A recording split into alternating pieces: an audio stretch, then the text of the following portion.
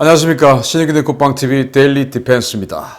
주한 미군이 북한의 핵, 탄도미사일에 대한 이 대응 준비를 정말 착실히 하고 있는 것 같습니다. 주한미군 사령관이 뭔가 좀 의미심장한 이야기를 했는데 이걸 가지고 우리 국내 언론에서 굉장히 이제 분석을 활발히 하고 저한테도 이거 도대체 뭐냐라는 전화가 많이 오던데 우리 국방TV가 이런 것들을 또 여러분들께 알려드리면서 이 주한미군의 전력이 북한의 핵 대응 전력이 이렇게 간다. 그리고 우리는 이렇게 해야 된다. 라는 걸 또 말씀을 드리는 것이 우리 책임이 아니냐 싶어서 동영상을 만들었습니다. 주한미군의 미사일 방어체계 완전판으로 개량합니다. 우리 한국도 해야 되지 않냐. 라는 건데 한국은 또 어떤 꼴로 가고 있는지 한번 알려드리겠습니다. 주한미군 사령관 에이브람스 장군이죠. 신형 MD 요소 한국에 배치 중이다. 올해 2가지를 전력화한다. 라고 이야기했더니 야 이게 뭐냐 사드 더 들어오는 거냐 패트리어트 더 들어오냐 지금 이제 난리가 났어요. 뭐라고 이야기했냐. 하원 군사위원회 청문회에 서면 답변서를 제출했습니다. 여기 보면 미사일 방어국은 현재 3가지 특정 역량을 구축하는 중이다. 이 중에 하나는 이미 들여왔고 나머지 2가지도 올해 중에 반입되어 탄도미사일 방어 능력을 크게 높여줄 것이다. 이렇게 이야기했는데 여기 보시면 specific capabilities. 그래서 특정 역량 이렇게 이야기했어요. 그래서 3가지 특정 역량 그 중에 하나는 들어왔고 2가지 이제 올해 중에 들어올 거다. 그래서 많은 언론들이 야 이게 하나가 들어온 게 이거 사드 그러면 나머지 또 사드 같은 거 2개 더 들어온다는 거냐? 사드 들어와 가지고 완전히 한중 갈등 극한에 달하고 난리가 났었는데 또 난리 나는 거냐? 이제 이런 어떤 언론은 기대, 어떤 언론은 우려 이런 이제 표명하던데 이게 그게 아니다. 라는 걸 제가 분석하는 내용을 설명을 드리겠습니다. 자, 이렇게 해서 어쨌든 2가지 역량을 그 역량이라고 하는 것은 무기 체계가 될 수도 있고 시스템이 될 수도 있습니다. 그런데 제가 해석하는 건 시스템이에요. 2가지 시스템이 올해 더 들여온다. 더 업그레이드 된다. 이 말이에요. 한미연합 MD 자산을 강화하는데 일방 통보를 한 미국이죠. 한국은 우왕좌왕하고 있습니다. 통보도 아니고 자기네들끼리 그냥 청문회 답변서를 그냥 제출하고 말았던 겁니다.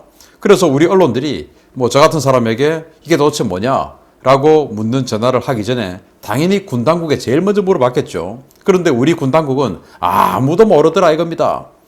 그 역량, capabilities 이게 도대체 뭘 의미하는지 조차도 해석을 못하더라 이겁니다. 그 역량이 뭔지 패트리어트인지 사든지 아니면 뭔가 또 다른 뭔가인지 아무도 개념 자체도 모르더라. 우왕좌왕이죠. 이게 지금 이제 한미관계의 현실을 보여주는 건데 뉴시스가 보도를 합니다. 2017년 당시 주한미군 사드가 경북 성주군에 배치되면서 국론이 분열되었다. 중국이 한한령을 발동해 경제적 타격이 심각했다. 이 같은 선례에도 불구하고 에이브람스 사령관은 이번에 우리 측과 충분한 사전 논의 없이 배치 계획을 일방적으로 공개했다. 에이브람스 사령관의 이번 발언을 계기로 한미 군 당국 간의 소통 부재가 여실히 드러났다는 지적도 나온다. 사드 사태가 재현될 여지가 있는 민감한 사안인데도 우리 군 당국이 에이브람스 사령관의 발언 내용이나 의도를 파악하지 못하고 있었던 점이 주목된다. 전문가들은 주한미군이 북한 핵 미사일 방어와 관련된 사안을 한국과 공유하지 않은 지 오래됐다고 설명하고 있다. 오래됐죠. 한국하고 설명하면 한국 정부가 나서서 좌파 극좌 시민단체들한테 정보 미리 주고 그들이 와가지고 배 깔고 누워버리고 이런 것으로 의심하고 있을 수 있죠. 저는 그렇게 의심을 하겠습니다. 그러니까 미군이라고 여기에 정보를 줄 리가 있습니까? 안 주죠. 왜 귀찮은 일을 사서 하겠습니까? 안 하죠. 그런데 우리 군이 얼마나 지금 황당한가 하면은 이게 지금 2017년 사드가 최초로 들어올 때 그때 상황하고 지금 비슷하게 해석을 하고 있다라는 거예요. 이게 군이 해석도 하고 또 이런 언론이 이 뉴시스 요즘 아주 그 진보주의 색채를 많이 띠고 있는 그런 언론으로 지금 변신하고 있던데 지난 정권 때도 그러지 않았는데 이번 정권 들어오니까 완전히 그냥 면모일신하고 있는 언론으로 저는 판단합니다. 뉴시스, 뉴스원 다 같은 회사죠. 그래서 이제 이런 식으로 해석을 한다. 그래서 뭔가 지금 중국 큰형님이 지금 화를 낼 텐데 왜 우리한테 말 안 하고 에이브람스 네 맘대로 지금 하는 거야? 이제 이렇게 따지면서 이렇게 지금 한미 관계가 한심하다라고 군도 한번 까주고 좀 이렇게 지금 이야기를 했습니다. 자, 그러면 도대체 뭐냐? 신규 반입된다는 두 가지는 뭘까요? 바로 주한미군의 합동 긴급 작전 요소, 즉 지온입니다. 지온 베이스 1, 2, 3로 지금 이 미국의 미사일 방어국 홈페이지 들어가면 다 이렇게 정리가 되어 있어요. 그래서 지온이 뭐냐? 이 지온은 조인트 이머전시 오퍼레이셔널 니드인데 전구 사령부에서 제기하는 긴급 소요 제기 절차입니다. 안보 전장 환경 변화에 의해 긴급하게 소요되는 물자나 장비, 체계 등을 일반 절차보다 빠르게 전력화하는 제도인데요. 주한미군은 북한이 핵무력 완성을 선언한 2017년 11월 29일 직후인 12월에 미사일 방어 능력 강화를 위한 지원을 발행했습니다. 2017년 북한이 연일 핵실험하고 미사일 발사 실험했습니다. 바로 화염과 분노 시절이었죠. 그리고는 이제 2017년 11월 29일 날 우린 드디어 핵무력 완성했다라고 선언했죠. 그래서 미국이 큰일 났구나 해서 12월에 미 합참이 바로 이 지원을 발행을 해서 이 한반도에 이러이러한 스케줄로 빨리 미사일 방어 시스템을 구축해 나서야 되는데 그 단계는 이러이러하다라고 했죠. 그래서 2017년 12월에 계획을 이제 발행을 했고 그 계획에 따르면 지원 베이스 1 1단계에서는 바로 2019 회계 연도까지 완성한다는 건데 2019 회계 연도는 바로 2019년 10월 달입니다. 그래서 2019년 10월 달까지 사드의 원격 발사 능력을 구현한다. 기존에 우리가 알고 있던 사드는 TPIQ-2 레이더가 있죠. 그 레이더, 발전기, 뭐 다 통제소 다 이제 케이블로 다 엮어져 있습니다. 이렇게 해서 그 레이더 시스템, 또 발사 시스템 모든 것들이 하나의 기지에 다 이렇게 묶여져 있어야 돼요. 그랬는데 2019년 10월 달까지는 그 TPI-2 레이더를 통해서 들어온 정보를 가지고 통제소에서 발사를 하게 되는데 이런 것들을 원격으로도 할 수 있다. 그래서 발사기가 멀리 떨어져 있어도 할 수 있게끔 그렇게 개량한다. 그리고 성주 사드 기지에 C2BMC 스파이럴 8.2-1으로 개량한다. C2BMC가 뭐냐 하면은 바로 지휘 통제 전장 관리 통신이라는 말이에요. C2니까 C가 두 개죠. Command Control 그리고 BM Battle Management 그리고 이제 and Communication 이렇게 해서 이제 C2BMC인데 뭐 쉽게 말하면 그냥 미사일 방어하는 작전 지휘소예요. 작전 통제소. 그걸 성주에 만들어 놓고 그 C2BMC에서 이제 요격 작전에 나서는데 그 사드 발사대가 6개가 있으면 그걸 전부 원격 통제한다 이제. 그래서 멀리 뚝뚝 띄워놓고 이제 할 수 있다라는 걸 2019년 10월 달까지 만들고 그리고 그 다음 해인 2020년 10월 달까지는 이제 2단계가 들어갑니다. 이제는 이 C2BMC에서 사드를 원격 통제하는 것을 넘어서서 이제 패트리어트를 통제할 수도 있게끔 만든다. 그래서 지금 주한미군 기지에 가면은 오산기지, 평택기지, 군산기지 뭐 이런 곳에 패트리어트 미사일 팩3가 있죠. 그 패트리어트도 탄도탄을 요격하는 자산이니까 그 패트리어트 미사일까지도 이 C2BMC, 성주에 있는 C2BMC에서 통제하도록 한다. 그렇게 해서 그 모든 것들을 원격으로 만든다. 그러면서 이제 이 사드 연동하는 이 C2BMC를 8.2-2 버전으로 업그레이드 한다. 라고 하는 것이고, 그리고 이제 주한미군의 패트리어트 미사일을 기존의 엘린트형 미사일에서 사거리가 40km까지 확장되는 MSE 미사일 버전으로 통합한다. 그리고 이 MSE 미사일은 액티브 능동 유도 방식이니까 그냥 뭐 근처로 쏘면 알아서 날아가는 것이죠. 그전 엘리트까지는 확실하게 딱딱 찍어줘야 되는데 그렇게 해서 훨씬 더 동시 대응 능력이 늘어난 게 바로 MSE. 그러면서 사거리는 25km였던 기존 거에 비해서 40km까지 늘어났으니까 사거리는 확장되고 그리고 동시 대응 능력도 확장된 버전이 바로 MSE 버전의 팩3예요. 이렇게 이제 팩3도 능력을 강화하고 그 팩3를 이제 C2BMC 즉 성주 통제소에서 정보를 주어서 통제하도록 한다라는 게 이제 2020년 10월까지 그리고 이제 2023년 10월까지 페이즈 3입니다. 이렇게 해서 이제 미사일 방어 시스템을 완성한다라는 것인데 이게 이제 사드 그리고 패트리어트 이 모든 것들을 원격 발사를 구현하는데 어떻게 구현하냐? 기존에 이 페이즈 2에서는 이 패트리어트 기지가 있으면 그 패트리어트 기지의 통제소에다가 정보를 주어서 이 통제소에서 자신의 패트리어트 미사일 발사대를 통제하도록 이렇게 했는데 이제는 2023년이 가면 아예 이 C2BMC 성주에 있는 이 C2BMC 즉 미사일 통제소에서 오산, 군산, 평택 또는 뭐 대구 있는 이 모든 패트리어트 3, 팩3 미사일들을 전부 원격으로 통제하고 실시간으로 동시에 사드를 통제하듯이 이런 식으로 해서 사드 또 패트리어트 해상에 있는 이지스 이 모든 것들과 우주에 있는 위성 이 모든 것들을 전부 통합한다. 그리고 주한미군의 방공자산, 미 육군의 야전방공 시스템 이런 것들하고도 전부 다 물려버린다. 그래서 이 2023년이 되면 야전 방공하는 이 시스템부터 시작해서 탄도미사일을 방하는 전략방공 시스템까지 모든 것을 하나로 엮어서 그냥 하나의 유기체로 만든다. 라고 하는 것이 이제 미군의 계획이에요. 그렇게 해서 지금 가고 있다. 그렇게 해서 이런 것들을 위해서 두 가지 시스템이 올해 더 들여온다. 그 말을 에이브람스 사령관이 한 겁니다. 그걸 이제 우린 도대체 뭐냐? 뭐 사드 또 오냐? 이제 이렇게 되는 거죠.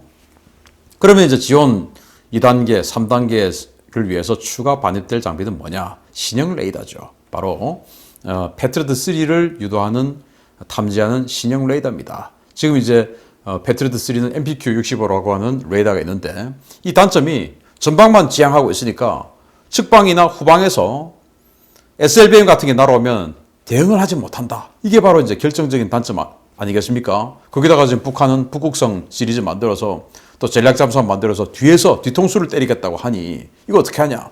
그 뒤까지 360도 전방향 탐지 요격 작업에 나설 수 있는 레이더가 바로 이 신형 레이더예요. 레이시온이 개발한 차세대 패트리어트 레이더 시스템인데 차세대 반도체 소자인 질화갈륨 소재 에이서 레이더를 적용해 제작되었으며 메인 레이더와 서브 레이더 두 개로 구성이 되어 360도 전방향 탐지 추적이 가능합니다. IBCS 연동이 가능해서 사드 등 타자산과 협동 교전을 지원합니다.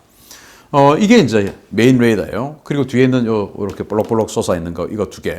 이게 이제 후방 측방 레이더입니다. 이렇게 해서 360도를 전방향을 한꺼번에 보는 거예요. 단지 주력은 앞에 전방을 보는 것이고 이제 측방과 후방은 보조예요. 왜냐하면 이제 소자를 조금 더 숫자를 줄여가지고 탐지 거리나 동시 대응 능력은 조금 더 줄였습니다. 양 사방을 이제 다 전방처럼 이렇게 보게 만들려면 돈이 많이 들죠. 그렇게 해서 이렇게 줄였는데 이 레이더를 갖다 놓음으로 인해서 패트리어트의 동시 대응 능력 그리고 전방 대응 능력 뿐만 아니고 측방 후방에서 날아오는 SLBM까지 이제 패트리어트가 대응을 할 수 있게 되는 최신형 레이더 이게 이제 아마 들어오겠죠.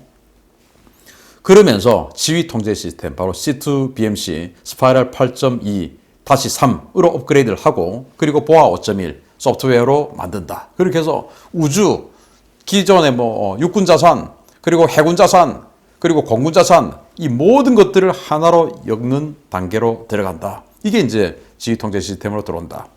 미 미사일 방어 시스템의 두뇌와 신경과 같은 역할을 하는 시스템으로 지휘 통제 전장 관리 통신 즉 Command Control Battle Management and Communication의 약자입니다. 지속적인 성능 개량이 진행 중이며 최신 버전인 스파이럴 8.2-3과 보아 5.1 소프트웨어에서 위성 연동 및 타자산 원격 발사와 제어가 가능합니다. 이렇게 해서 패트리어트까지 그리고 해상에 있는 이지스함의 SM3까지 전부 C2BMC 즉 성주의 C2BMC를 만들고 그 성주에 있는 C2BMC 즉 미사일 관리 통제소에서 통신을 통해서 전부 일괄적으로 협동 교전 시킨다라는 게 이제 미군의 보관이고 그렇게 지금 진행되고 있고 거의 다 돼간다라는 겁니다. 자 그러면은 이제 또 추가 반입될 장비는 또 뭐냐? 바로 북한의 방사포 대응 전력이에요. 자 이렇게 성주에다가 어마어마한 미사일 방어 시스템 지휘 통제 체계를 구축을 해놓고 뭐 거기에 이제 사드 체계만 있는 게 아니고 전 한반도 전체의 미사일 방어 통제 지휘 센터가 이제 성주에 있는 겁니다. 그러면은 당연히 북한 입장에서는 그 길을 타격해야 되겠죠. 그러니까 거기에다가 지금 뭐 대구경 조정 방사포 이런 장거리 방사포라든지 단거리 탄도미사일이라든지 이런 것들을 집중적으로 사격하지 않겠습니까? 그래서 성주 기지를 보호하기 위한 이 또 단거리 방공 체계가 필요한 거예요. 성주 기지에 있는 이 통제 체계와 사드 발사대 이런 것들은 한반도 인근을 지키기 위한 즉 우리 군대와 우리 시민들을 지키기 위한 미사일 방어 체계인데 그게 워낙 중요 자산이다 보니까 그 성주 기지를 또 지키는 그런 자산이 또 있어야 되겠죠. 그래서 미국은 이런 걸 개발합니다. 록히드 마틴에서 MHTK라는 걸 개발하고 있는데 이게 지금 아직 개발이 안 됐어요. 개발 안 되니까 이 사이에 공백이 있죠. 그래서 미국은 이 공백을 메워야 되죠. 왜? 내일 당장, 모레 당장 미사일이 쏟아지고 방사포가 쏟아질 수 있으니까 미국은 이 개발 예산 중에서 일부를 떼서 긴급 예산 편성을 해서 이스라엘로부터 아이언돔을 2개 포대를 도입했습니다. 아이언돔 1개 포대가 한 700억 원 정도 하는데 이거 2개 포대를 도입해서 지금 미국에서 이제 훈련 중에 있어요. 아마 저는 이 아이언돔이 우리 성주로 올 가능성도 없지 않아 있다. 왜? 언제 북한에 방사포가 쏟아질지 모르니까. 그래서 이 아이언돔은 동시교전 10개, 박격포탄, 작은 로켓 이런 거 다 막아내죠. 그러면서 사거리는 70km나 되고 이걸 지금 이제 배치를 했다. 그리고 이 아이언돔의 하나의 발사대도 아까 말씀드린 그 C2BMC에 전부 다 연동을 시켜요. 이미 그렇게 다 작업을 했습니다. 자기네들 국산도 아니고 이스라엘제를 그렇게 했다고 하는 것은 대단하죠. 사실은 또 이 아이언돔 할 때 미국 기술도 들어갔고 그래서 그렇기도 하고. 그리고 아이언돔이 공백을 메우고 그 이후에는 록히드 마틴에서 MHTK 이걸 만드는데 한 70mm 정도 로켓 되는 거예요. 발사대가 여기 보시다시피 15개가 있는데 여기에 미사일이 4발이 들어갑니다. 그러니까 이 15개에서 4발이 들어가니까 수많은 미사일을 가지고 요격을 하는데 이 전부 다 능동 미사일이에요. 그래서 반능동 유도해서 딱딱딱딱 찍어주는데 워낙 대응 능력이 빨라가지고 많은 수의 박격포탄, 드론, 로켓 이런 것들을 요격할 수 있게끔 만들어 나가고 있는데 이미 지금 요격 실험에 성공하고 있는 자산입니다. 이게 이제 나중에 들어오고 그 들어오기 전에 공백을 메우기 위해서 아이언돔을 긴급 도입했습니다.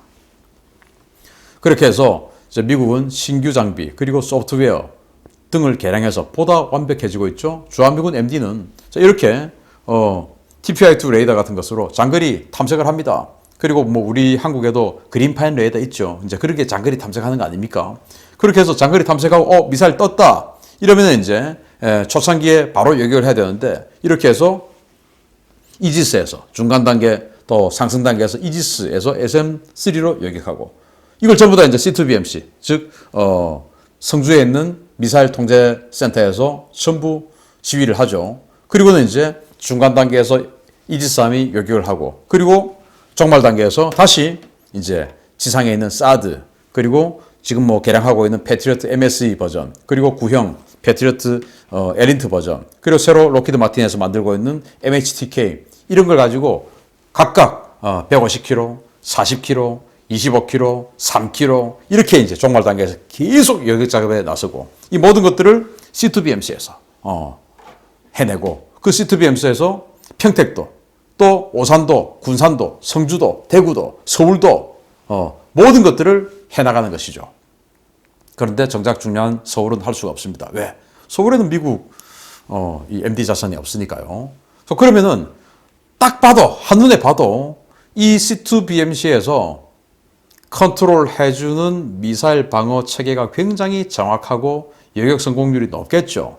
그러면은 우리 한국군 입장에서는 이 미국의 C2BMC와 연동 작업을 하는 것이 굉장히 중요합니다.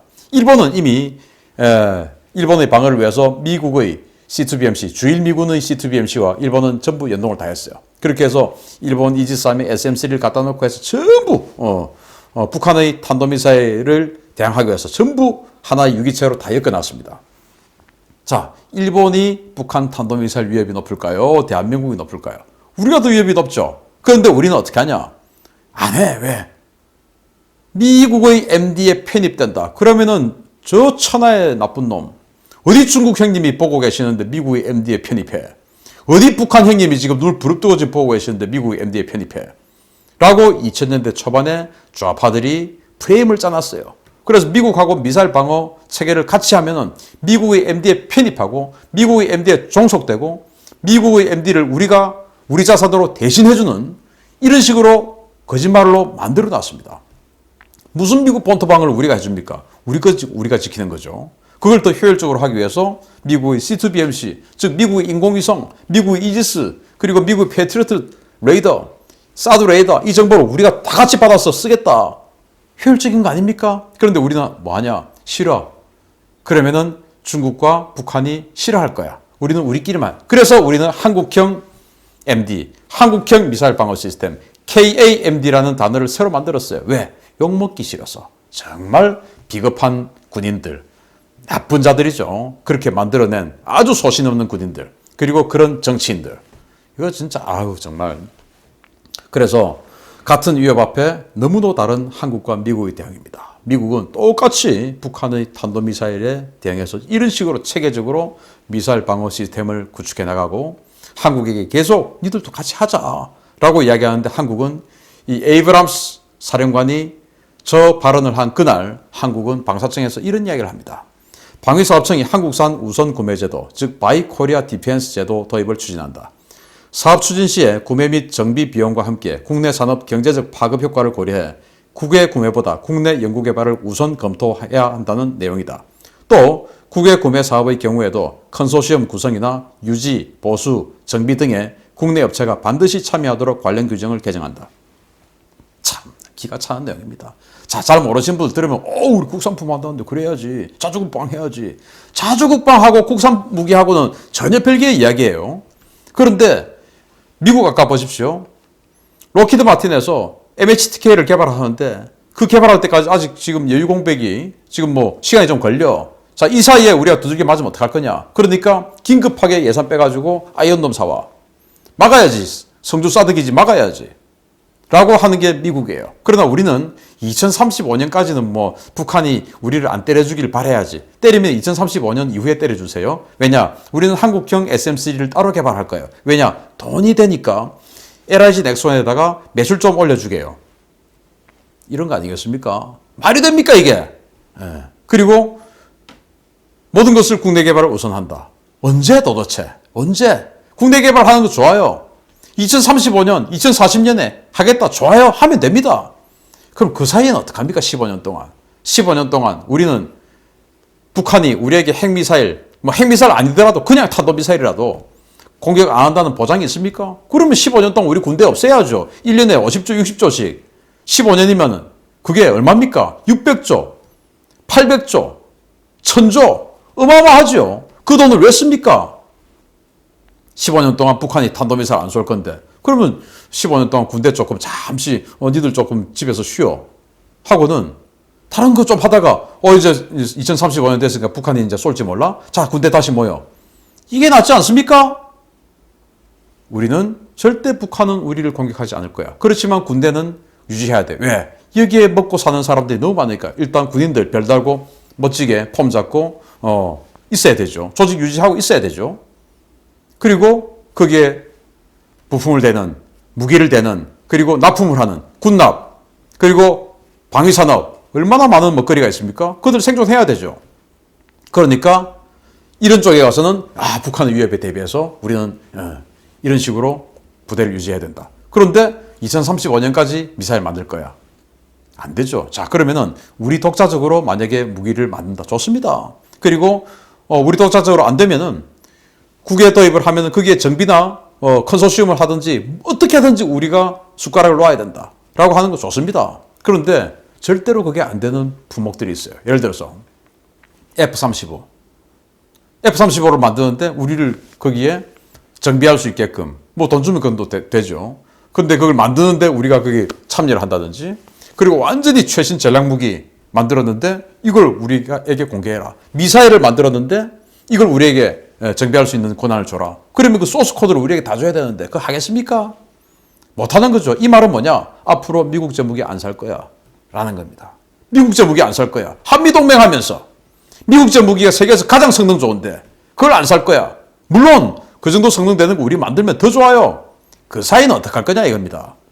그러면 그 사이에는 국방 예산 잘라서 고속도로 만들고 국민들에게 더 혜택 많이 주는 게 더 효율적이지 않습니까? 왜 이율 배반적이냐 이겁니다. 우리의 생명, 재산을 지키는 이 안보보다 더 소중한 가치는 없어요. 방산업체의 생존, 그건 나중의 일이에요. 우리 국민의, 여러분의, 나의 이 생존이 더 중요한 것이지 무슨 한화 디펜스, LIG 넥스원 이 회사의 생존은 그 사람들이 나중의 일이다 이겁니다. 안보는 회사의 생존을 위한 안보가 아니고 국가와 국민을 위한 안보가 되어야 된다. 라는 주장을 한 번 더 하면서 미국의 이 C2BMC 일본은 같이 가는데 우리는 왜 안 합니까? 중국 눈치 보고 북한 눈치 보고 이게 무슨 안보냐? 빨리 바꿔야 됩니다.